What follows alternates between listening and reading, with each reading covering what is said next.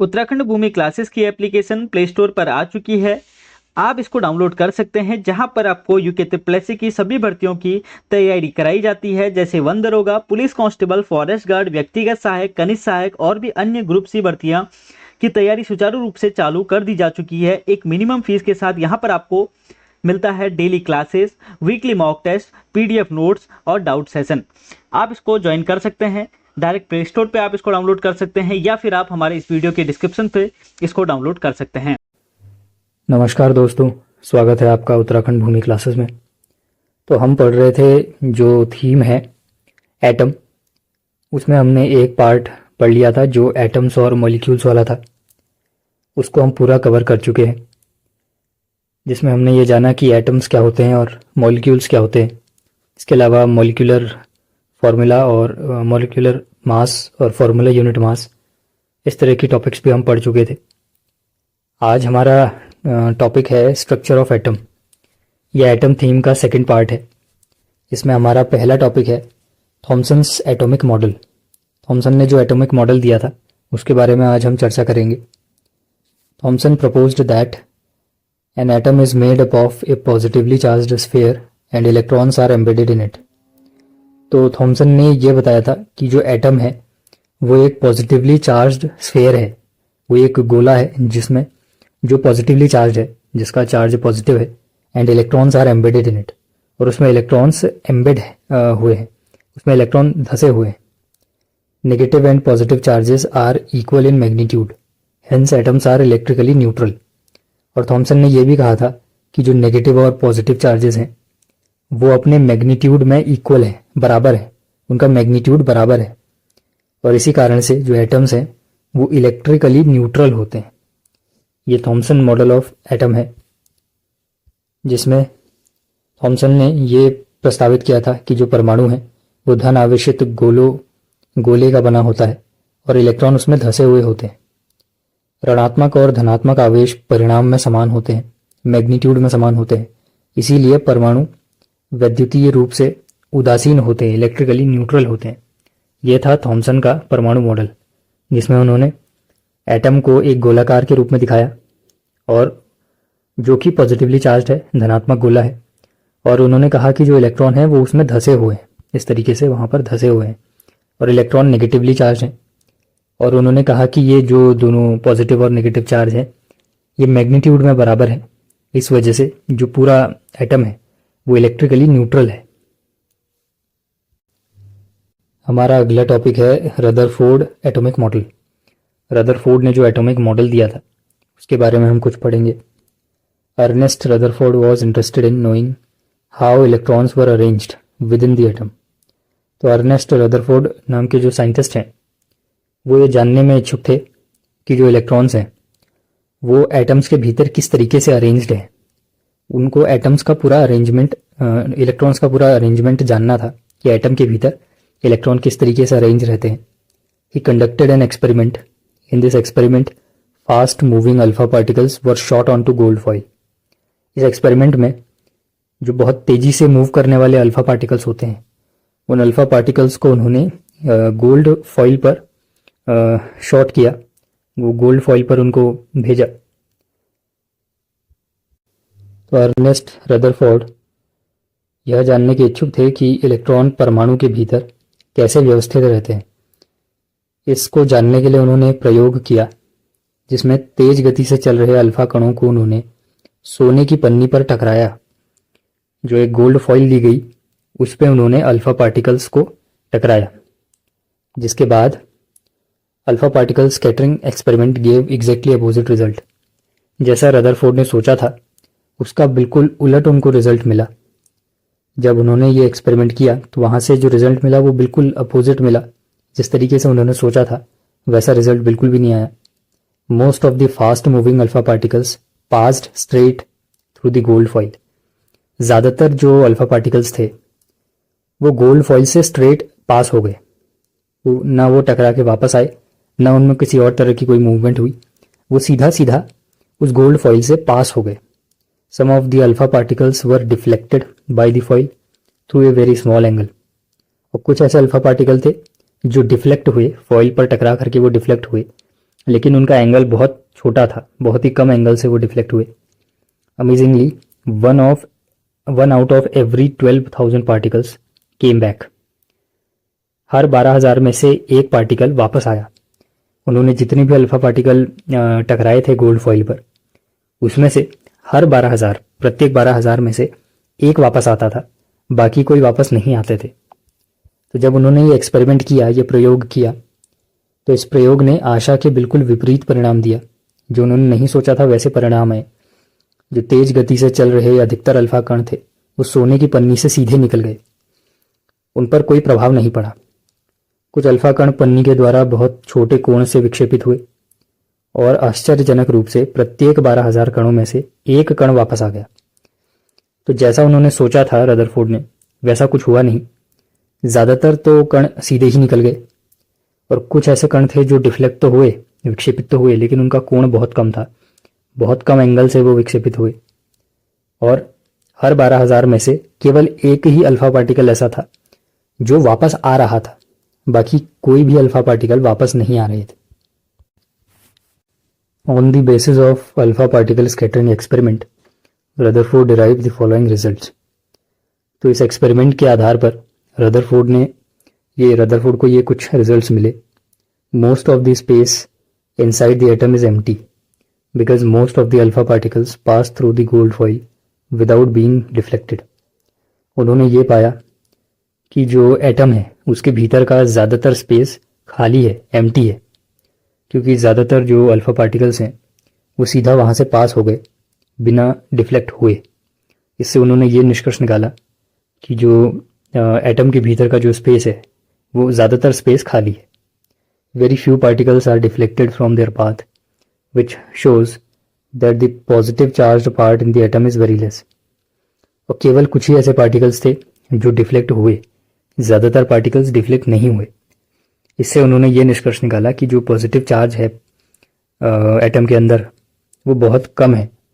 अगर positive charge ज़्यादा होता तो डिफ्लेक्शन भी ज़्यादा पाया जाता। क्योंकि डिफ्लेक्शन बहुत कम है, केवल कुछ ही ऐसे पार्टिकल्स हैं जो डिफ्लेक्ट हुए हैं, ज़्यादातर पार्टिकल्स तो सीधा पास कर गए। केवल कुछ ही ऐसे पार्टिकल्स हैं जो डिफ्लेक्ट हुए हैं।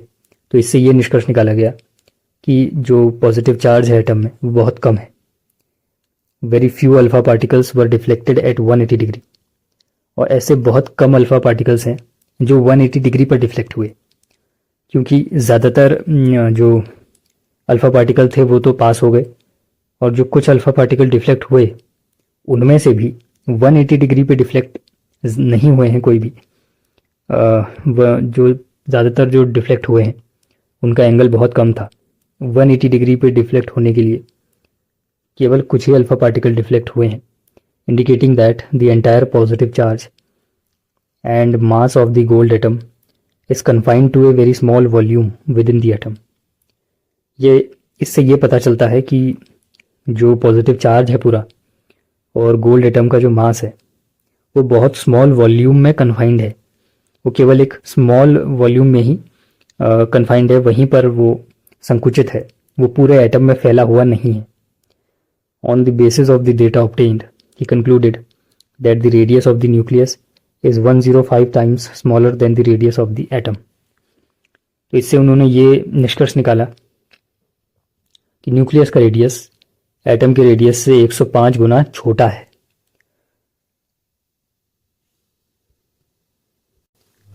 तो हमने पढ़े कि जो अल्फा पार्टिकल जो स्कैटरिंग एक्सपेरिमेंट था, कर्ण प्रकीर्ण प्रयोग था, उसके आधार पर रदरफोर्ड ने कुछ रिजल्ट्स निकाले, कुछ परिणाम निकाले। परमाणु के भीतर का जो अधिकतर भाग है वो खाली है।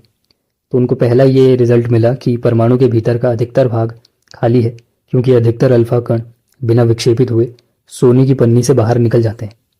इस कारण से उन्होंने ये बताया कि एटम का अधिकतर हिस्सा तो खाली ही है और केवल बहुत कम कण हैं जो अपने मार्ग से विक्षेपित हुए हैं, जिससे यह ज्ञात होता है कि परमाणु में धनावेशित भाग बहुत कम है।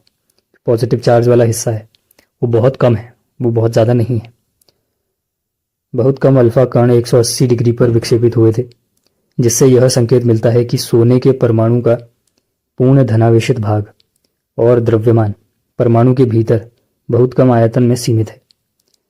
केवल कुछ ही ऐसे अल्फा पार्टिकल हैं जो 180 डिग्री पर विक्षेपित हुए। जितने विक्षेपित हुए थे उनमें से भी वो बहुत कम कोण पर विक्षेपित हुए और केवल कुछ ही ऐसे हैं जो 180 डिग्री पर विक्षेपित हुए, जिससे कि ये पता चलता है कि सोने के जो एटम्स हैं, गोल्ड एटम्स हैं, उनका जो पूरा धनावेशित है यानी पॉजिटिव चार्ज है और जो मास है वो केवल कुछ सीमित आयतन में ही सीमित है, उतनी ही एरिया में है वो है। अगर वो बहुत ज़्यादा एरिया में होता तो और भी ज़्यादा ऐसे अल्फा पार्टिकल्स होते जो 180 डिग्री पर वापस आते, लेकिन ऐसा नहीं था। केवल कुछ ही ऐसे पाए गए जो कि 180 डिग्री पर वापस आ रहे हैं। इससे उन्होंने ये निष्कर्ष निकाला कि जो परमाणु के भीतर का जो धनावेशित भाग और द्रव्यमान है वो बहुत कम आयतन में सीमित है। प्राप्त आंकड़ों के आधार पर उन्होंने यह निष्कर्ष निकाला कि नाभिक की त्रिज्या परमाणु की त्रिज्या से 10⁵ गुना छोटी है। उन्होंने ये निष्कर्ष निकाला कि जो नाभिक की त्रिज्या है, न्यूक्लियस की जो रेडियस है, वो एटम की रेडियस से 10⁵ गुना छोटी है अपने साइज में। On the basis of his experiments, Rutherford presented the nuclear model of atom which had the following characteristic.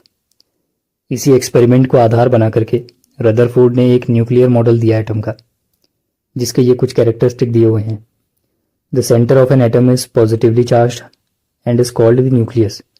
उन्होंने बताया कि एटम का जो सेंटर है वो पॉजिटिवली चार्ज है, उसमें पॉजिटिव चार्ज होता है और उसको न्यूक्लियस कहा गया। Almost the entire mass of an atom is in the nucleus. और उन्होंने कहा एटम का जितना मास होता है लगभग सारा मास न्यूक्लियस में ही होता है। न्यूक्लियस के बाहर जो मास है वो बहुत ही कम है, ज़्यादातर मास न्यूक्लियस में ही पाया जाता है। The electrons revolve around the nucleus in a circular path. जो इलेक्ट्रॉन्स हैं वो न्यूक्लियस के अराउंड रिवॉल्व कर रहे हैं, घूम रहे हैं एक सर्कुलर पाथ में। ये उन्होंने दूसरा कैरेक्टरिस्टिक बताया। और तीसरा कैरेक्टरिस्टिक बताया the size of the nucleus is much smaller than the size of the atom. जो भी हमने पढ़ा, उन्होंने ये बताया कि जो न्यूक्लियस है उसका साइज बहुत ही कम है एटम की तुलना में।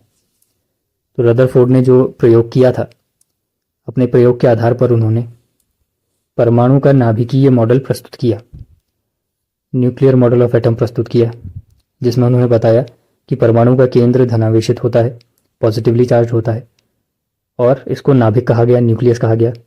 एक परमाणु का लगभग संपूर्ण द्रव्यमान नाभिक में होता है। ये भी रदरफोर्ड ने इस एक्सपेरिमेंट से निष्कर्ष निकाला।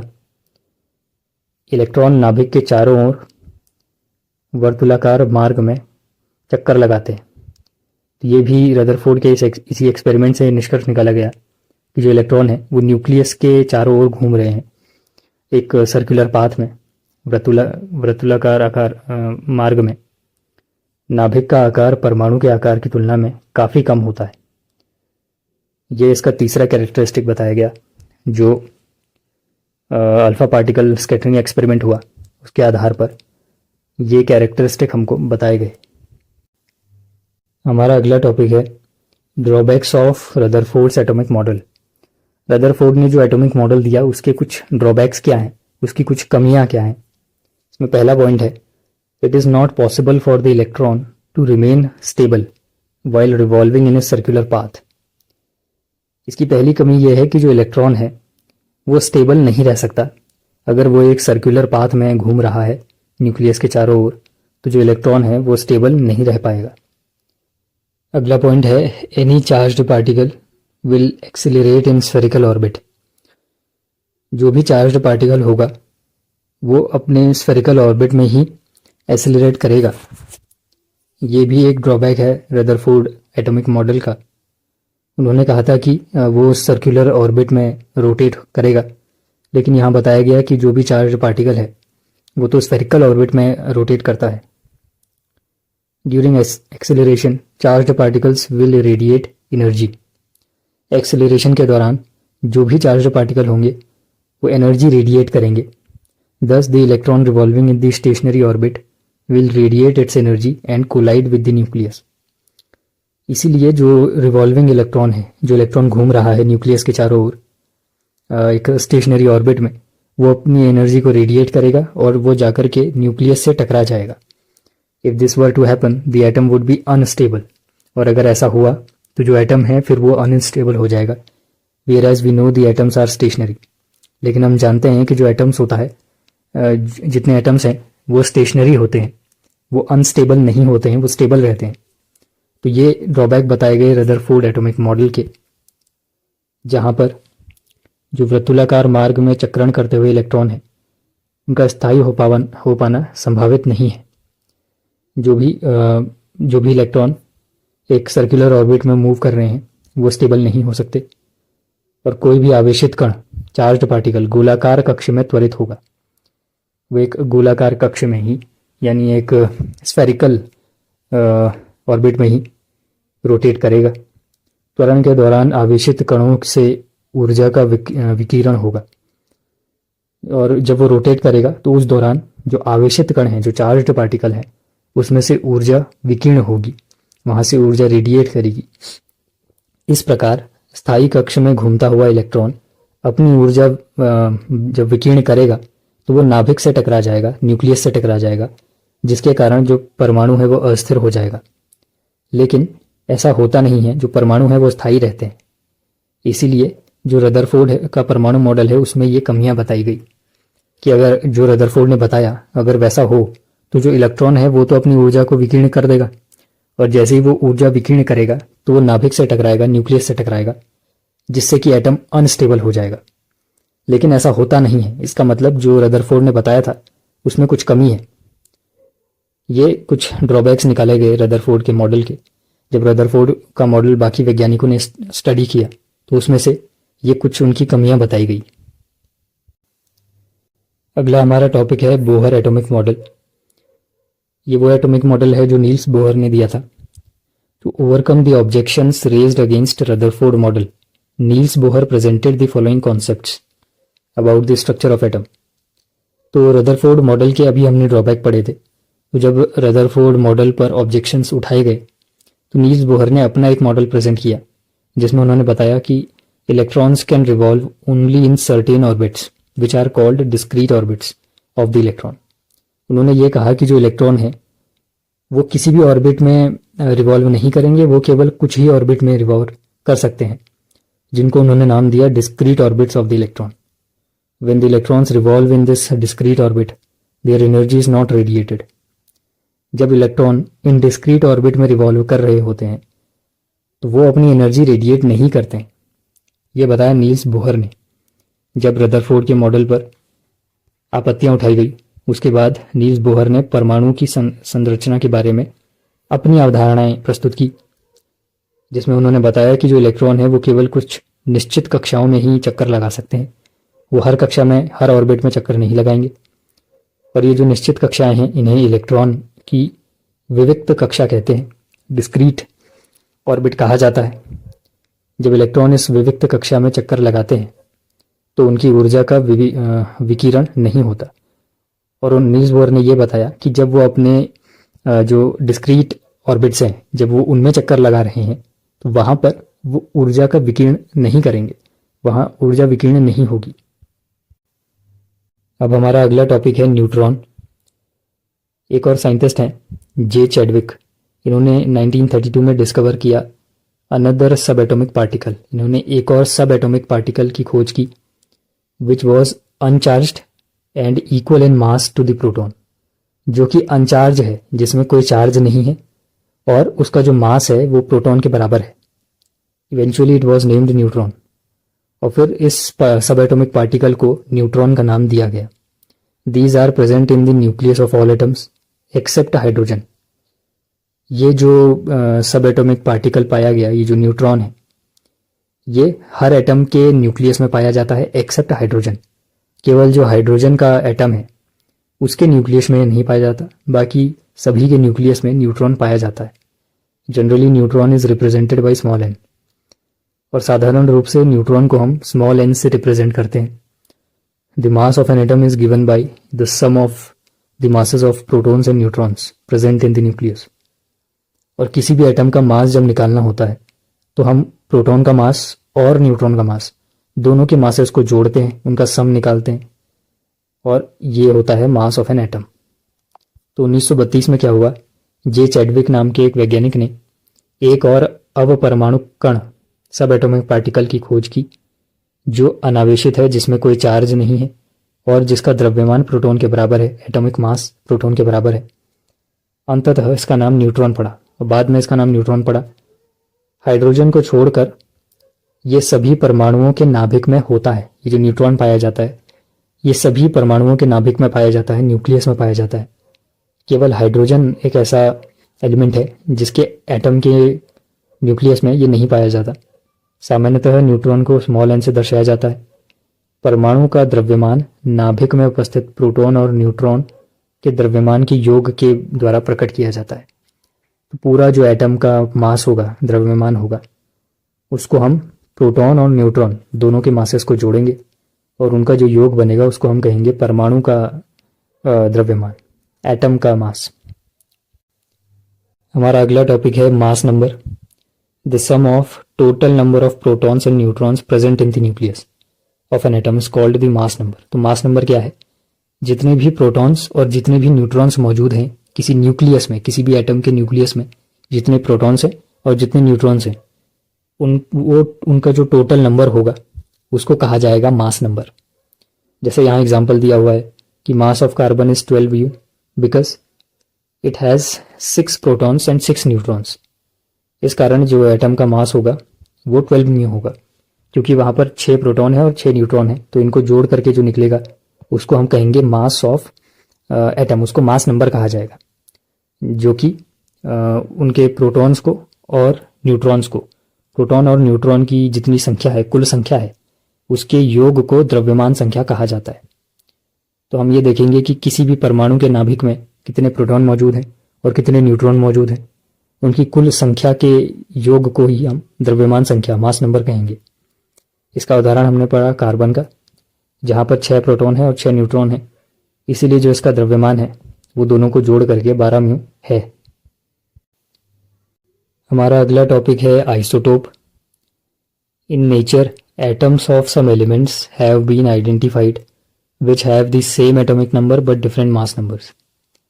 नेचर में, प्रकृति में कुछ ऐसे भी एलिमेंट्स मौजूद हैं जिनके जो एटम्स हैं उनमें जो एटॉमिक नंबर है वो तो सेम है, लेकिन मास नंबर अलग अलग है। इसका एक एग्जांपल दिया गया है हाइड्रोजन एटम का, जिसके 3 आइसोटोप्स हैं, एटॉमिक स्पीसीज हैं। पहला है प्रोटियम, दूसरा है ड्यूटेरियम, तीसरा है ट्रिटियम। इन तीनों में ही जो एटॉमिक नंबर है वो तो सेम है, लेकिन but the mass numbers are 1, 2, 3 respectively. जो इनके मास नंबर हैं वो अलग अलग हैं। प्रोटियम का मास नंबर 1 है, ड्यूटेरियम का 2 है और ट्राइटियम का 3 है, लेकिन तीनों का ही जो एटॉमिक नंबर है वो तीनों का ही सेम रहेगा। Atomic number of 3 is 1। इन तीनों का ही जो एटॉमिक नंबर है वो एक ही है, लेकिन जो इनके मास नंबर्स हैं वो अलग अलग है। Other example of this type are carbon, chlorine. ये भी कुछ एग्जाम्पल हैं जहाँ पर जो कार्बन है उसका एटॉमिक नंबर तो सेम है, लेकिन जो उसका मास नंबर है वो अलग अलग है। तो कुछ ऐसे एटम्स होते हैं, कुछ एलिमेंट्स के, जिनमें एटॉमिक नंबर सेम पाया जाता है लेकिन जो मास नंबर है वो अलग अलग पाया जाता है, और उनको हम कहते हैं आइसोटोप्स, समस्थानिक। कुछ तत्वों के परमाणुओं की पहचान की गई जिनकी परमाणु संख्या समान लेकिन द्रव्यमान संख्या अलग अलग होती है। तो जहाँ पर परमाणु संख्या समान हो और द्रव्यमान संख्या अलग अलग हो, ऐसे जो तत्वों के जो परमाणु होंगे उनको समस्थानिक कहा जाएगा, आइसोटोप्स कहा जाएगा। इसका उदाहरण हमने पढ़ा था हाइड्रोजन परमाणु का। इसके 3 परमाणुक स्पीशीज होते हैं, प्रोटियम, ड्यूटेरियम और ट्राइटियम, जिसमें जो सबकी जो परमाणु संख्या है वो तो समान है, लेकिन जो द्रव्यमान संख्या है वो 1, 2 और 3 है। जो परमाणु संख्या है वो तो समान है, सबकी परमाणु संख्या 1 है, लेकिन जो द्रव्यमान संख्या है, जो मास नंबर है, वो सबका अलग अलग है। जिसका भी परमाणु संख्या सेम होगी और द्रव्यमान संख्या अलग अलग हो जाएगी उसको समस्थानिक कहा जाएगा, यानी आइसोटोप कहा जाएगा। Based on these examples isotopes can be defined as. इन एग्जाम्पल से हम क्या समझे? आइसोटोप वो हैं जिनमें atoms of the same element having the same atomic number but different mass numbers. ये सेम एलिमेंट के एटम है, ये अलग अलग एलिमेंट के एटम नहीं है, एक ही एलिमेंट के एटम्स हैं जिनका जो एटॉमिक नंबर है वो तो सेम है लेकिन मास नंबर अलग अलग है। Isotopes have similar chemical properties but different physical properties. जितने आइसोटोप्स हैं इनकी जो केमिकल प्रॉपर्टीज हैं वो तो सब एक जैसी हैं लेकिन इनकी फिजिकल प्रॉपर्टीज अलग अलग होती हैं। तो जो भी आइसोटोप होंगे, जो समस्थानिक होंगे, वो एक ही तत्व के परमाणु होंगे, वो अलग अलग तत्व के परमाणु नहीं है। एक ही तत्व के परमाणु हैं जिनकी जो परमाणु संख्या है वो समान है लेकिन द्रव्यमान संख्या भिन्न होती है। समस्थानिकों के रासायनिक गुण समान होते हैं, केमिकल प्रॉपर्टीज समान होती हैं लेकिन जो फिजिकल प्रॉपर्टीज है, भौतिक गुण है, वो इनके अलग अलग होते हैं।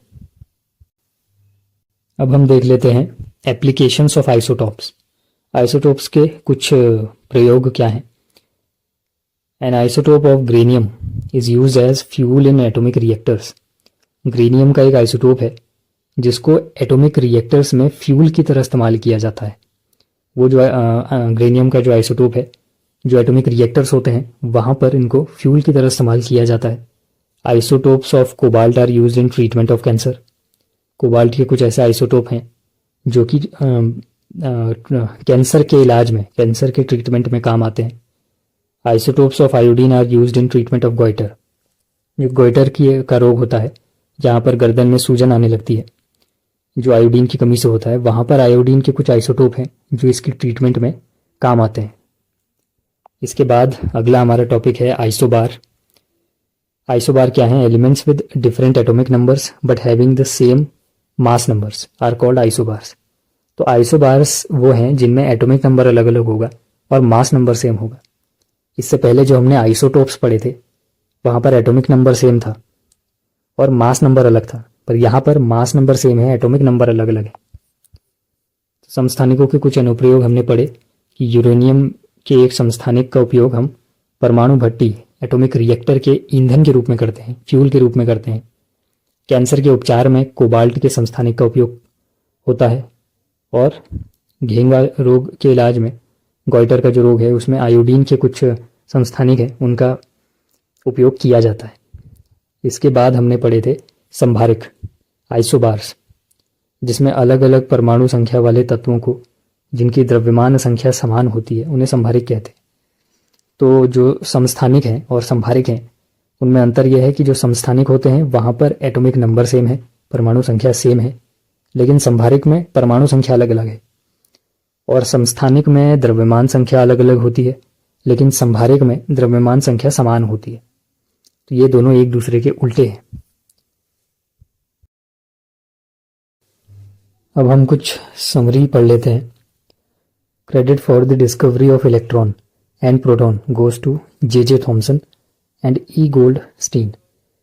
तो इलेक्ट्रॉन की खोज की थी जे थॉमसन ने और प्रोटॉन की खोज की थी ई गोल्डस्टाइन ने। J Thomson proposed that electrons are embedded in a positive sphere. जो अभी हमने थॉमसन्स मॉडल ऑफ एटम पढ़ा था वहाँ पर हमने पढ़ा था कि जे थॉमसन ने बताया कि जो इलेक्ट्रॉन्स हैं वो एक पॉजिटिव स्फीयर में एम्बेडेड है। उस पॉजिटिव स्फीयर को उन्होंने पॉजिटिवली चार्ज्ड बताया था और जो इलेक्ट्रॉन हैं उनको उन्होंने बताया था कि वो इलेक्ट्रॉन उसमें धसे हुए रहते हैं, एम्बेडेड रहते हैं। तो इलेक्ट्रॉन और प्रोटॉन की खोज क्रमशः जे थॉमसन और ई गोल्डस्टीन ने की थी और जे थॉमसन ने यह प्रस्तावित किया था कि इलेक्ट्रॉन धनात्मक गोले में धसे होते हैं, जो कि हमने थॉमसन मॉडल ऑफ एटम में पढ़ा था। अगला पॉइंट है Rutherford's alpha particle scattering experiment, जिसके बारे में अभी हमने पढ़ा। Led to the discovery of atomic nucleus. यहाँ से फिर इसी स्कैटरिंग एक्सपेरिमेंट को आधार बना करके एटॉमिक न्यूक्लियस की खोज हुई।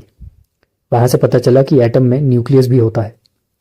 Rutherford's model of the atom proposed that a very tiny nucleus is present inside the atom and electrons revolve around this nucleus. तो ये रदरफोर्ड मॉडल में हमने पढ़ा था कि रदरफोर्ड ने बताया कि कुछ बहुत छोटे से हिस्से में ही न्यूक्लियस प्रेजेंट होता है और न्यूक्लियस का साइज एटम से बहुत कम होता है। और उन्होंने ये भी बताया कि जो इलेक्ट्रॉन है वो न्यूक्लियस के अराउंड रिवॉल्व करते हैं। The stability of the atom could not be explained by this model. लेकिन इस मॉडल से एटम की जो स्टेबिलिटी है उसका कोई उत्तर नहीं मिल रहा था, और यही हमने रदरफोर्ड मॉडल के ड्रॉबैक में भी पढ़ा था कि उनकी मॉडल की कमियां क्या थी, कि वहाँ पर जो एटम की स्टेबिलिटी है उसका कोई explanation Thomson model Rutherford model में नहीं मिल पा रहा था।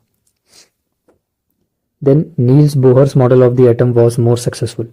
नील बोहर ने जो मॉडल दिया था एटम का वो ज़्यादा सफल रहा।